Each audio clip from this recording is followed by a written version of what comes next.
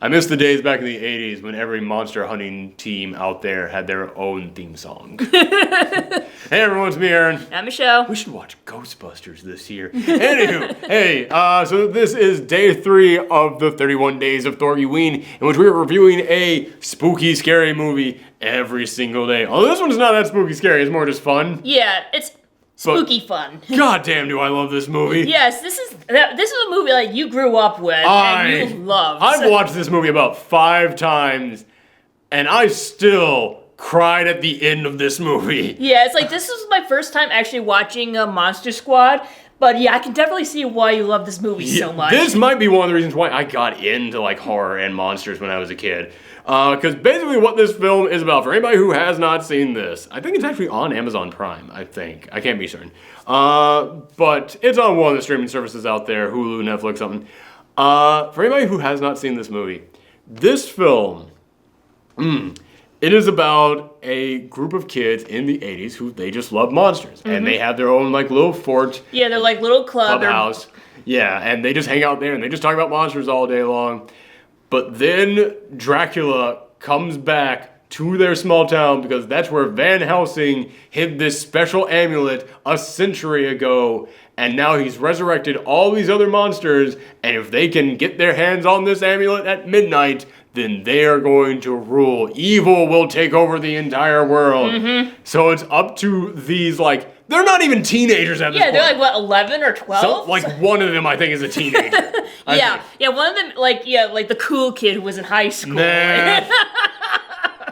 This kid rolled up smoking a cigarette the first time you see him. Yeah. Which kids don't smoke, but in the 80s... That was the cool thing. That was the cool kid. That was what kids did back in the 80s. Don't do it now. Listen, you guys want to know like a story about like why you shouldn't smoke?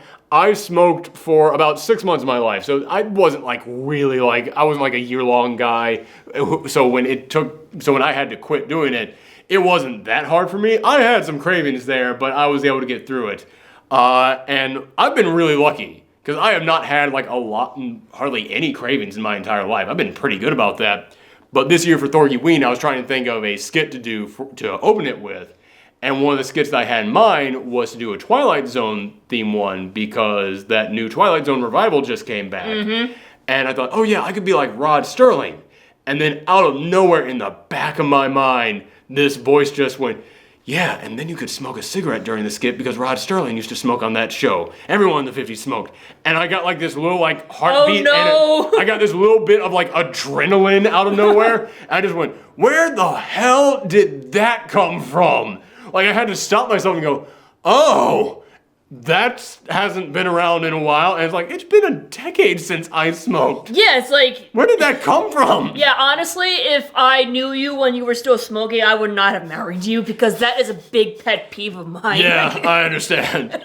So yeah, it's like, so I want to tell that story because it's like, yeah, I'm coming in here and for the sake of this review, I'm going to point out the kid in school smoking the cigarette as he rides up on his bike with a leather jacket is the cool kid.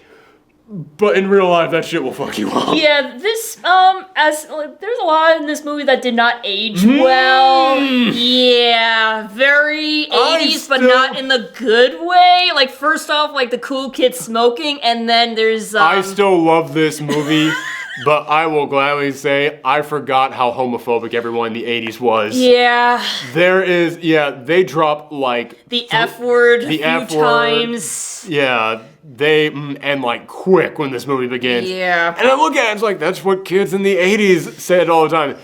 But man, I don't want to really encourage that stuff today. No, and then there was, and fat phobic too, like there's... Okay.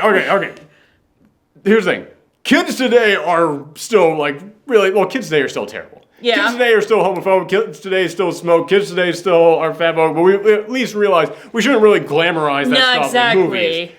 But the weirdest thing is, this movie, the kids in here are the most, like, checklist going down the list of, like, there's the cool kid, there's the main kid, there's his nerdy friend. Except he's not even that nerdy. His friend in this movie is nothing. Honestly, they almost felt like twins. Like, I did. Because, like, I couldn't tell them apart. It's like, okay, so they're not brothers. They're just, like, friends who look very similar and have very similar personalities. I love this movie, but as I was watching this for like the 5th time, it finally dawned on me, oh, his friend has nothing to him. Just the friend. Yeah, exactly. So main kid, the friend, the cool kid. It feels like that kid auditioned to be the main kid, and they still liked him so much, they decided just to write a part for him in the movie anyways. In case the other kid doesn't work out, you can just whoop, slide him into place. But yeah, there is also the fat kid, as there was in all these 80s group films. But the thing to me is, watching this film and seeing them just point out how fat he is all the time, I looked at him and was like, he's actually not fat. No, he really isn't. He's just like... He's slightly over average. Yeah, but like, that's the thing, is like... But he's wearing like, he's got like puffy cheeks. But when you like actually look at like everything below the head, that is not a fat kid at all. And he's wearing like giant Hawaiian t-shirts to try and make him look fat. And it's like, no, dude, that thing is like just draping off him like curtains. Like, it is not like, he is not a big like, guy. Once again, kids can be very cruel. So like anyone who's even like slightly overweight, they'll just like instantly go I know. So it's... I have memories, yes. Yeah? Yeah, I used to be a big kid growing up. Yeah, but like the thing is, like, even his friends don't even call him by his name. Yes. They all call him the fat kid, even though he said a few times already, my name is Horace. Yes. It's like, wow, I expect that from the bullies, but having your own friends just call you the fat kid, that's just... I don't even know why he's in this group. Maybe he just really likes monsters that he just like puts up with their shit. Like... Also, oddly enough, there is also a young kid in here, and there is no explanation at all for how they know this kid that is like half his age. I thought he was like the friend's brother or something. Oh, I don't know. But yeah, you're right. They really don't give enough backstory to like anybody that's not the main kid in here. Yeah, I mean, like the main kid, he has a little sister, and it's like no girls allowed, because you know that's how kids work. I think it's how kids are today, yeah. Kids are, I don't know, I guess. don't know, I don't actually hang out with kids. I don't know. Maybe kids are way more progressive today than when I was growing up. And if so, good for you kids. But yeah, so they're very super stereotypical, just going down the checklist. Yep. But here's the thing, as I said, I'm getting all my complaints for this film right out of the way right here at the top. Because I love so much of the other stuff in here. Yeah, there is a lot good in this movie. Absolutely. But... And even though, yeah, the kids are super stereotypical, this film does what 80s films are supposed to do, in which they capture that feeling of, you, little kid, you can save the world because you can ride a bike. Yeah. Like, that's the feeling all 80s films are supposed to give you. That's one of the reasons that Stranger Things, like, nailed that. Like, anytime in Stranger Things, which they were all on their bikes, like, yeah, we gotta go. It's like, yeah, kids, go out there and you get that. Yeah, like, man, that's the feeling you gotta nail if you are making an 80s film. And this nails it, but they go even a step further in which it's like, you have to stop monsters. How are you going to do that when you're kids? Shop class, steal stuff from school, all that just random crap that you have laying around. It's going to be useful, kid. That's a feeling that I remember when I was a kid, when I would have those, like, dreams of, like, okay, like, well, if a monster came in here, I could use this thing from the school, and this thing from the shed, and that thing over there. It's like the same thing with like Home Alone. It's like, oh no, burglars! I can use all this stuff around the house to make a huge contraption. You're right, that actually was a big, yeah, you're right. That is a huge part. But yeah, I mean, because yeah, there's that whole montage of, okay, how are you going to get silver bullets? The cool kid steals silverware from the main kid's home and melts it down in shop class into bullets, and it's like, yeah, it also captures that feeling of the parents are not going to listen to you. I mean, that's another big part of 80s films. The reason why the kids had to go up against this supernatural stuff was always because the parents were just like, kids, you don't know what you're talking about. Also, like, they have their own things. Like, the main kid's parent is a cop. Yeah. So, like, he has, like, have his job. He got to work at his job, so it's not like he... They're also, like, his parents are getting a divorce, and this is, like, the first time I ever remember seeing that in, like, a movie. Like, I remember, like, when he was called for, like, an emergency because, like, the mummy broke out of the museum. Yeah. And, like... and he was supposed to stay home 4,000-year-old dead guys do not just get up and start walking around. Smash cut to... But yeah, because like they had this nice dinner plan and everything, and like the way she was just looking at him was like, wow. Yeah, man. Yeah, and then when he gets home and you like see them like argue, and like the main kid and just overhearing is like, oh my god, this poor kid. But it's a thing that so many kids go through. Exactly. And no one put it in film. Like ever, up until this point. And yeah, that's one of the things that really connected with me about this movie growing up. It's like, shit, man, finally someone's saying this stuff.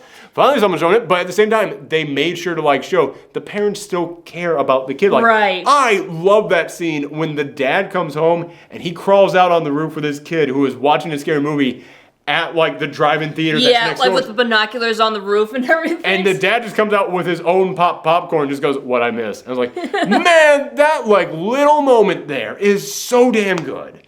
So yeah, I love And like, it. speaking of which, like the mom picks up the book, the Van Helsing book for her. She is doing her job Because trying to connect with this kid. It's like, oh yeah, he's the guy who hunts Godzilla, right? No, Mom, he hunts vampires. But it's like, you could tell she's trying. And goddamn, it makes you like that parent. Yeah. Yes, this film knew how to write parents to kids in 80s films. Because still, with like the little kid, when he's like, there's a monster in my closet, the dad comes like, oh, you're not reading those monster comics anymore. Ooh, look at this scary monster in there. And there's, of course, a monster standing right next to him. Yeah, but like, he's not paying attention. He's like, all right, get out, you He's monsters. so Like, concentrated on telling the kid to stop goofing around that he won't even look an inch to his left to see this monster. It's like, yeah, okay, so you have like, that's how you need to write some parents in these 80s films, but that's how a lot of parents in 80s films are written. This one actually was one of those first films in which they showed, it's like, no, the parents can also trust the kid on this stuff. The parents can actually like be on the kid's side with this stuff. yeah, like especially like at the ending when like the parents realize, oh, the kids are actually telling the truth, that there actually are monsters. They like start to help them out and everything. Yeah, and you actually see the dad like really working his ass off to try and save his kids, which is good for him. By the way, really mad that the cop's partner died. Yeah. Man, because he's like one of the only people in this movie, like as far as the adults go, who had a lot of personality to him. And I actually really like the rapport that the dad had with his partner there. But yeah, he blew up. Yeah. You can thank Dracula for that. Like, Dracula throws dynamite in this movie. yeah, this is seriously like Dracula is like such a badass in this movie. Like, I will go a step further. I honestly think that every monster in this film is one of, if not the best interpretation of that monster that we've ever gotten in a movie. Like the Mummy is the only one who we don't really get a lot to. but like, you know. But they do, yeah, it's the Mummy. But they do the thing in here of they defeat the Mummy by unraveling him. That's the thing that every kid thinks of when they think of how to defeat the Mummy. So again, it connects with kids so damn well. But like the creature from the Black Lagoon, no one touches the creature from the Black Lagoon. He's always there. Whenever you see the Universal monsters, he's standing right up there. No one does anything with him. This is one of the only films that actually did something with the Gill Man, which I hate calling him that. Hi, Gilman. How you doing? Like, hi, I'm Saul Gilman. Is your swamp overrun with toxic waste? My removal company will come in there and drink it all and turn us into giant fish monsters. God, you could do like a weird like Creature from the Black Lagoon, Cthulhu crossover thing. Anyway, I'm getting off topic here. But yeah, like no one touches the Creature from the Black Lagoon, and I always loved him when I was growing up. Man, he looks awesome in this. He looks so damn cool. He's only in this for a little bit, but he looks awesome. But also like the werewolf in here. Again, this thing opens up with them having a debate about, like, how do you kill a werewolf aside from silver bullets? I mean, if you blew him up, would that work? That's the kind of thing that kids that love monsters actually talk about. Yeah. I talked about that when I was a kid. Exactly. And what do they do in this movie? They blow his ass up. And he regenerates like the fucking not T-1000, the T-2000, whatever the liquid metal one was. Yeah, you just see like all his body parts come back together. And that was like one of the first times that I actually remember looking at a werewolf when I was a kid and going, oh, this is an actual curse. Yeah. This is horrifying. Yeah, like you can understand like why in his human form he is so terrified of turning into a werewolf. Yeah, and he gives you that feeling of like he's never going to be free of this. No, ever. Exactly. And the only way to free him is to kill him with a silver bullet. It's like... Again, it's like kids know how scary monsters are. If they're like obsessed with monsters, it doesn't mean that they're like not aware of the dark side to them. In fact, many times they kind of celebrate the dark side of them. I mean, you just have to look at like the Five Nights at Freddy's franchise today. I remember when I worked in the comic book store, we had little kids in there all the time talking about the lore of Five Nights at Freddy's and going in detail about it. I was like, wow, you kids are messing with stuff that dark? But as I was watching this again, as for like my 5th freaking time, it kind of dawned on me. It's like, yeah, when I saw this as a kid, I saw a man get shot and he thanked the guy who shot him because now he was free of this curse. And it didn't traumatize me. I knew that was part of being a werewolf. And if anything, this is one of the movies that made me kind of take that so seriously. Kind of like realize, oh man, yeah, this is not like, being able to turn into a wolf is not a cool thing. No. It made me realize how terrifying this really is. So yeah, the werewolf in here is great. I think Frankenstein they did a fantastic job with.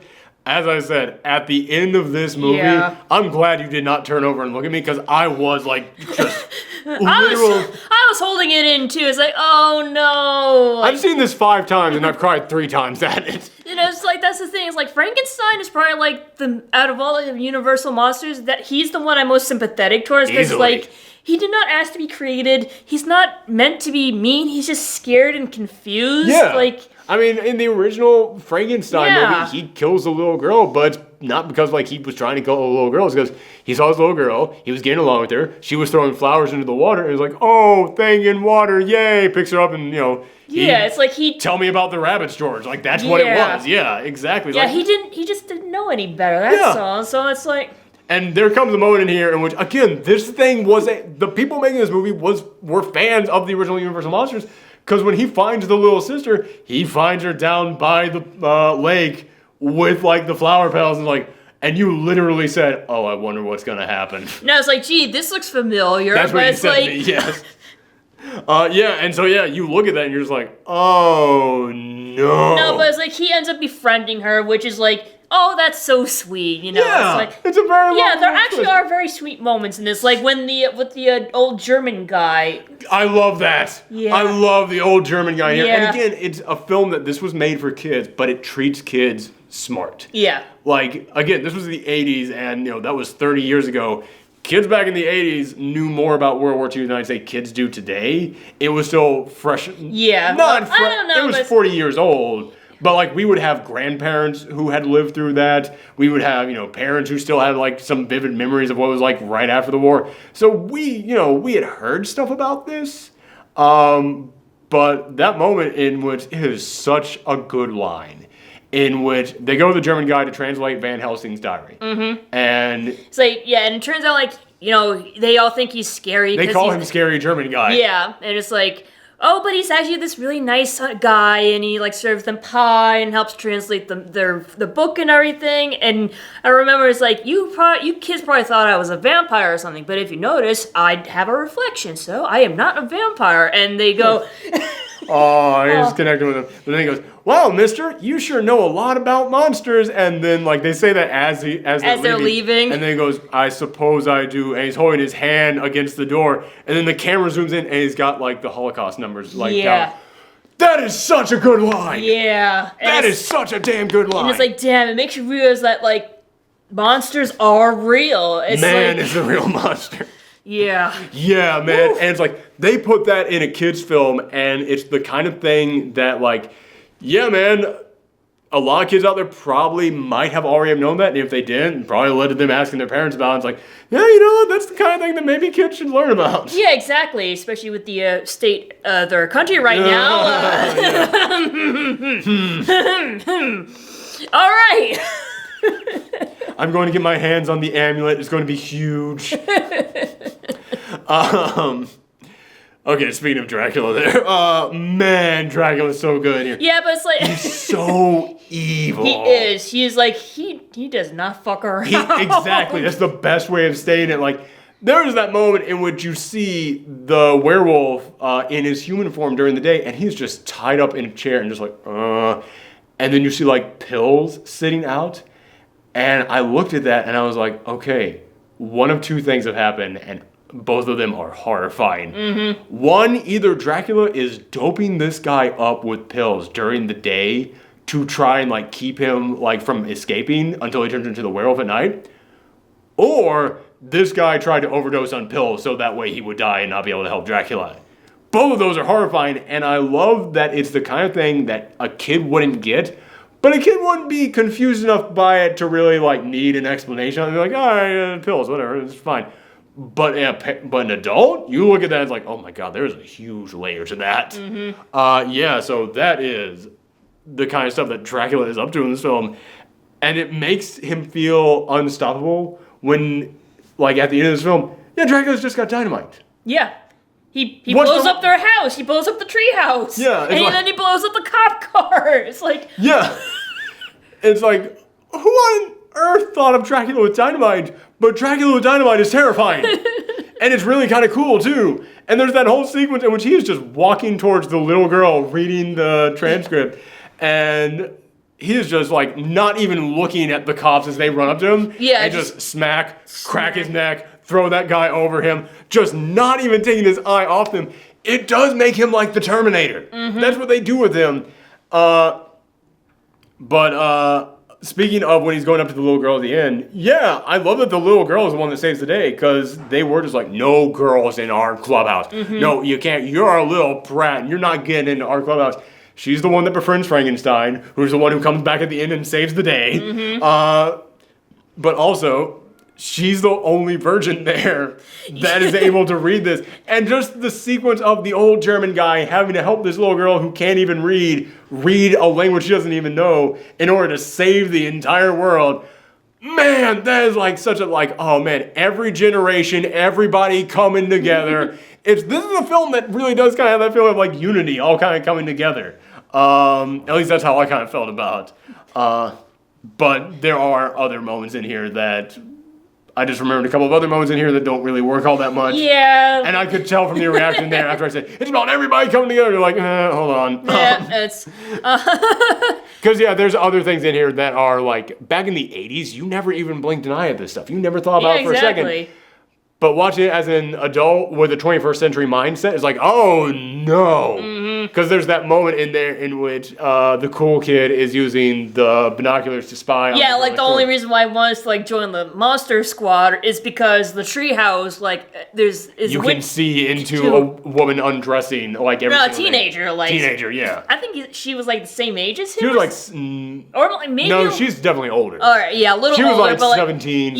But still in high school. I think the cool kid was a freshman. She wouldn't have been a senior. I think he was still even in middle school, but I think he had been held back a couple of years. Oh. Because he was in the same grade as them, I think. But I thought they mentioned that he was in high school. Oh, okay, I might have missed that then. Okay, he might have been in high school then. Yeah. But she was definitely older than him. But he was spying on her and taking photos of her undressing, and then they need to convince her to read this because they thought she was a virgin. Yeah. And he blackmails her into doing it with naked photos of her. And when I was a kid and I watched this, I was like, whatever, that's just what happened. But now as an adult looking at that, I'm like, oh, fuck no. It's hard for me to root for you guys right now. Yeah. It is rough. But at the same time, it's how... It'd be really awkward to try and convince her not to... They could have written something else. I guess so, yeah. But... Yeah, they could have written a different thing. I actually pitched this to you while we were watching it after they said it's we're gonna bribe you with these naked pictures. I was like, what if she was just smoking pot or smoking cigarettes or something? I don't know. It's the cool kid smokes cigarettes. So I don't think that would have been that. Well, but he doesn't really have parents that show up. He could just say all right, that's fine. By the way, here's a photo of you smoking a cigarette. Do your parents know that you like to smoke? Maybe I should show them these photos. If that was the blackmail, you were doing a bad thing, I will tell your parents about this bad thing unless you help us. That would be fine. But no, he's basically I'm going to let the entire school see you naked unless you help us. I was ooh, no. It's kind of like the rape scene from Revenge of the Nerds. Yeah. Yeah, which again, in the 80s, you were just the nerds really pulled one off on those guys. It's now as an adult with the 21st century mindset, you're oh no. Yeah. Oh no, that's a bad scene. There are things in this film that still don't hold up. Yeah. There are things that did not age well. And what's amazing is I think I actually reviewed this last year for THORGIWEEN. We didn't do post-Shriek out reaction for it. I think I did that was back when I was doing regular reviews. Yeah, it's you were suggesting Halloween movies too. No, I did actual 5-minute reviews last year of a lot of these movies. Right. And I think I gave this like a perfect 10 out of 10. And it's weird to me how in the span of 1 year, I have seen so many things in there that I'm just like, oh, that's not, nope, boy. Nope. I'll still give it a 9.5 though. Yeah. I'm still giving it like, it's the bad stuff in here that didn't age well. It does tap it down. But man, the enthusiasm that you have for talking about what is right in this movie. And how many smart things it does. I mean, just the fact that at the end of this film, the little kid wrote a letter to the army. And at the end of this movie, after they have saved the day, the army rolls up with tanks to save them from monsters. Because a little kid wrote them a note. Again, this movie, it's supposed to be aimed at little kids. And yeah, man, when you're a little kid, that's the kind of thing that you like to imagine would actually happen. Yeah, but at the same time, it's like, I can save the world. Yes. I did it. I did not need your help, but thank you. Thank you for help, for replying. For showing up, yes. It's like, man, there's just so many smart things in this goddamn movie. I'm still giving it a 9.5. Like this, I can no longer say this movie is perfect. Like there's stuff in here that did not age correctly. But goddamn, there's still really good stuff in here. Yeah, I think I would give it like maybe a 9 instead of 9, because I did not grow up with this movie like you did, so I understand like nostalgia could be played a part in this. So like I was able to like see all the issues with it, but I still understand why you enjoy this movie so much. Yes. But okay, that's it. Day 3 in the bag of THORGIWEEN. Thank you guys for tuning in. Come back tomorrow for a brand new horror movie review. And remember, we're not just celebrating 31 days of horror here on the Professor Thorgy channel. We're also doing it on our Twitch channel at twitch.tv/Professor Thorgy, where we're playing through scary... sorry, I can't believe I almost got through all that. Where we are also playing through scary video games all month long. Thank you guys for tuning in. Come back tomorrow. Bye.